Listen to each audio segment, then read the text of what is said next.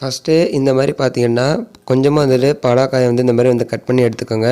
ரொம்ப வந்துட்டு பழமாவும் இருக்கக்கூடாது, ரொம்ப காயாகவும் இருக்கக்கூடாது. மீடியமாக பார்த்தீங்க அப்படின்னா இருக்கணும். ஸோ இந்த மாதிரி நம்ம ஸ்லைஸை வந்துட்டு நீளமாக இந்த மாதிரி வந்து கட் பண்ணி வந்து எடுத்துக்கலாம். ஸோ இப்போ ஆயில் வந்து ஹீட் பண்ணிக்கோங்க.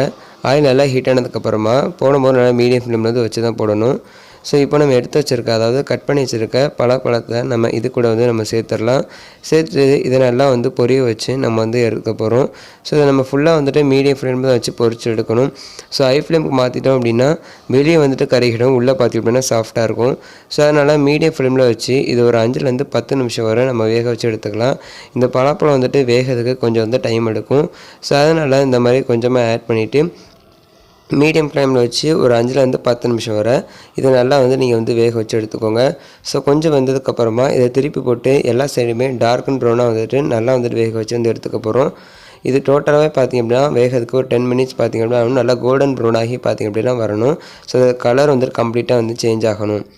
ஸோ பார்த்திங்கன்னா நல்லா வந்து 5 நிமிஷம் போல் ஆயிருக்கு. நல்லா வந்துட்டு பார்த்திங்க அப்படின்னா அதோட கலர் வந்து கொஞ்சம் வந்து சேஞ்ச் ஆகிருக்கு. ஸோ இனிமேல் பார்த்திங்க அப்படின்னா 5 நிமிஷம் வந்து போடணும். ஸோ அப்போ தான் நம்மளுக்கு அந்த கலர் வந்து கம்ப்ளீட்டாக வந்து நம்மளுக்கு வந்து சேஞ்ச் ஆகி வரும்.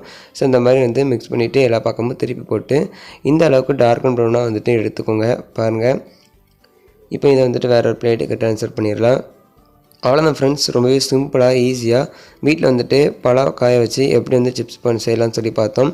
இந்த வீடியோ பிடிச்சிச்சு அப்படின்னா மறக்காமல் நீங்கள் நம்ம சேனல் சப்ஸ்கிரைப் பண்ணிக்கோங்க. இது போல் வீடியோஸை மிஸ் பண்ணாமல் பாருங்கள். தேங்க்ஸ் ஃபார் வாட்சிங்.